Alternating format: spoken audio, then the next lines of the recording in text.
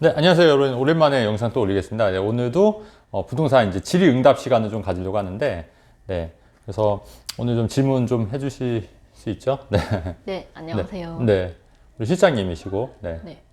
오늘은 제가 요새 부동산 뉴스를 보다가 좀 궁금했던 점을 대표님한테 직접 질문을 좀 드리려고 해요. 질문 세 가지 정도 있거든요. 네, 첫 번째가 네, 이제 요즘 좀 부동산 분위기가 약간 침체기도 하고 집값 하락이 이제 시작이라는 뉴스가 점점 많아지는 것 같은데 오늘도 타이틀이 뭐 집값 14% 하락했다.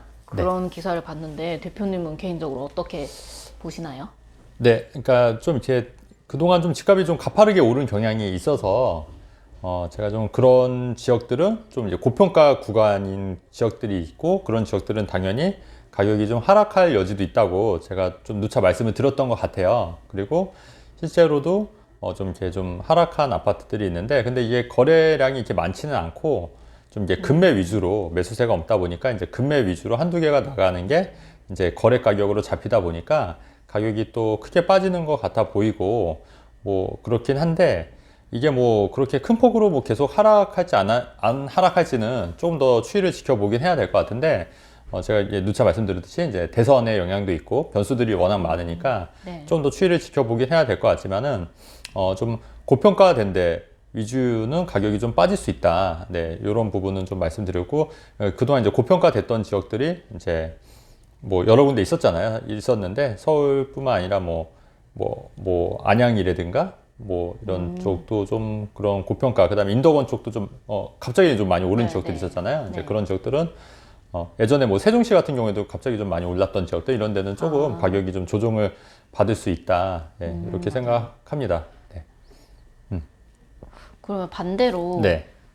좀 이런 기사랑은 또 반대로 네. 현실적으로 집값은 좀 계속 오르는 것 같은 느낌도 또 있는데 그렇죠. 네. 서울 수도권에 만약에 서울을 어떻게든 진입하고 싶은 네. 사람들이 극초기 재개발 투자 같은 거를 이제 찾는 분들도 계시잖아요. 네네. 그런 투자는 어떻게 보세요? 최근에 저도 좀 약간 고무적으로 보고 있는 게, 최근에 그 오세훈 서울시장이 그 모아주택이라는 걸 발표를 했어요. 그러니까 쉽게 말하면 이제 좀 재개발 단지, 그러니까 소규모, 제가 볼 때는 소규모 뉴타운이라고 보셔도 될 것 같아요. 그러니까 이게 오세훈 시장 때도 뉴타운 많이 했잖아요. 그러니까 낙후된 서울의 도심을 이제 뉴타운식으로 뭐 은평 뉴타운이라든가 미아 뉴타운이라든가 뭐 장이 뉴타운이라든가 이런 식으로 개발을 했지 않습니까?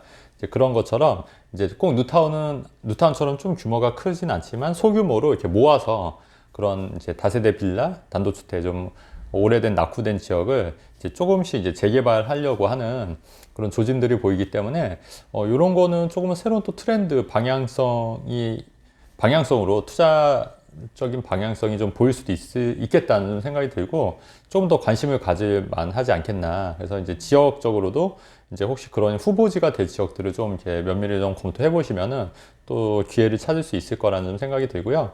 그다음에 아까 집값 같은 경우에는, 물론 이제 서울 수도권 같은 경우, 그다음에 이제 강남의 일부 지역들은 좀 가격이 하락하고 있지만, 또 그 외에 뭐 수도권이라든가 또 지방의 일부 지역들은 또 계속 오르는 지역들이 또 있어요. 달라요. 그래서 이게 꼭 뭐 집값이 상승한다고 다 상승하는 것도 아니고, 집값이 하락한다고 다 하락하는 게 아니기 때문에, 어떤 지역은 좀 주춤하고 있지만 또 어떤 지역은 워낙 저평가돼 있기 때문에 좀 치고 올라가는 지역들도 있거든요.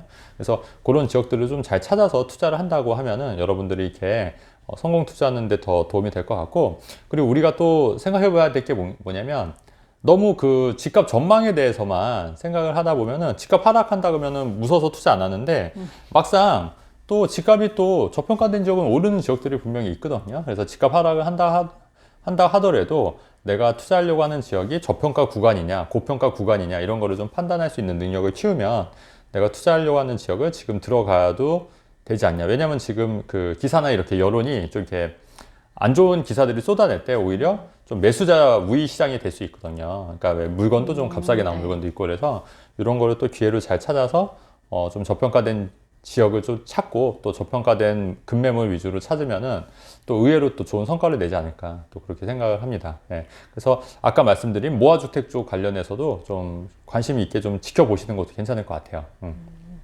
그러면 만약에 이제 평소에 사람들이 네. 조금 위험하다고 했던 뭐 재개발 구역 지정도 안 된 아예 네.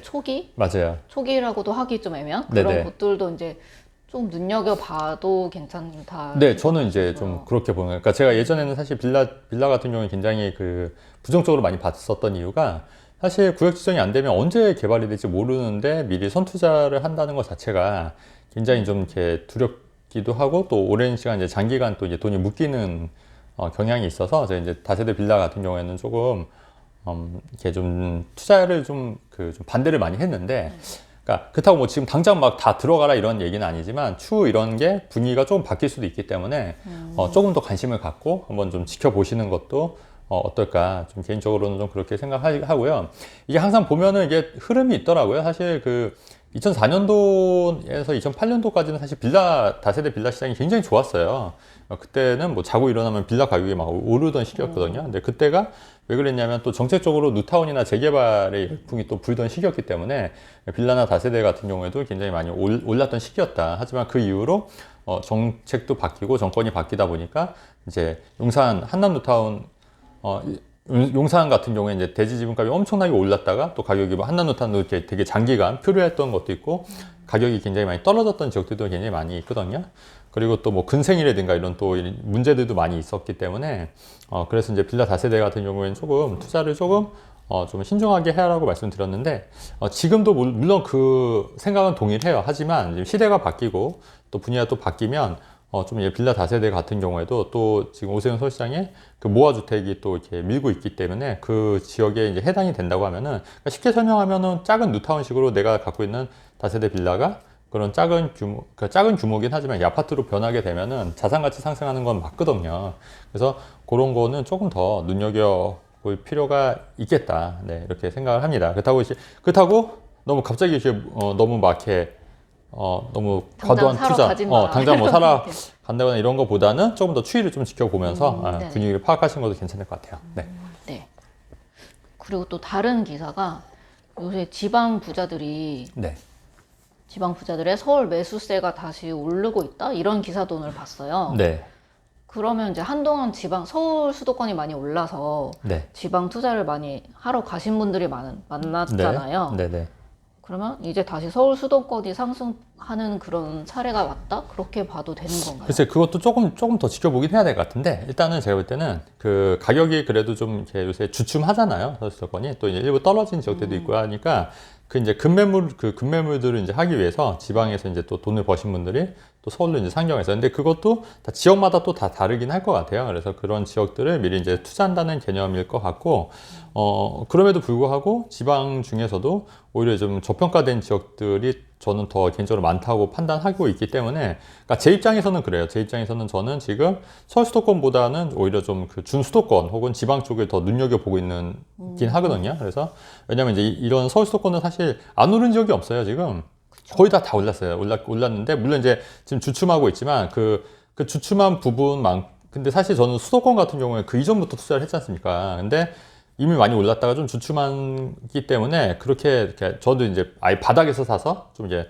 높은 가격에 판다는 관점에서 봤을 때는 좀 주춤하긴 하지만 이게 그렇게 완전 바닥이냐 그건 아니라고 보기 때문에 조금 더 준수도권이나 지방 쪽으로 눈여겨보고 있는데, 근데 또 어떤 분들은 이제 지방에서 돈을 버신 분들은 좀 중장기적으로 보시고 서울 수도권 좀 주춤할 때 들어가려고 하는 판단도 물론 있을 거란 얘기예요. 그래서 그런 분들도 지금 좀 그 서울 수도권에 좀 관심 갖고 있다는 그런 기사인 것 같은데, 이것도 좀 더 추이를 좀 지켜보긴 해야 될 것 같은데, 뭐 충분히 그럴 수도 있을 것 같아요. 그래서 일부 지방에서 돈을 버신 분들이 다시 수도권으로 사실은 그 지방보다는 사실 수도권보다는 서울보다는 강남이 이제 핵심 지역들이니까 아무래도 그런 쪽에 더 이제 가려고 하는 이제 그런 이제 노력들이 계속 있을 거란 얘기죠. 그래서 그런 측면에서 바라보는 게 맞지 않냐. 근데 제가 보는 견해는 이게 워낙 그 지역적이 다 편차가 다르기 때문에 이거를 다 일반화하기는 좀 힘들고, 어떤 지역은 그렇고 어떤 지역은 안 그렇고, 그러니까 요거를 좀 아셔야 될 것 같아요. 그러니까 내가 투자하려고 하는 지역이, 그러니까 수도권에 저평가된 지역이냐, 아니면 뭐 지방에 고평가된 지역이냐, 아니면 서울에 고평가된 데 지역이냐, 이런 거를 좀 판단하실 수 있는 능력을 키워야지 단순히 이런 정망이나 기사만 보고 투자 결정을 하시기에는 조금 좀 데이터가 좀 부족하지 않겠나 이렇게 생각을 하는 거죠. 네. 대표님 답변 네. 주신 걸 들어보니까 네. 뭐 대세 상승기든 대세 뭐 하락기든 네. 그 시장의 방향성이 있잖아요. 네. 그래도 하락이어도 항상 뭐 투자할 곳은 기회는 항상 많고. 있다. 네, 그런 또 그런 그쵸? 생각이 들어요. 맞아요. 그건 이제 스스로 찾아내는 부분도 좀 있어야 되는데. 그렇죠. 예. 그럼 뭐 기사만으로는 조금 부족하고 네. 어쨌든 뭐 현장도 다녀보고 해야 되잖아요. 네네. 근데 뭐 임장 팁 같은 거는 혹시 이제 팁이요? 있으신가요?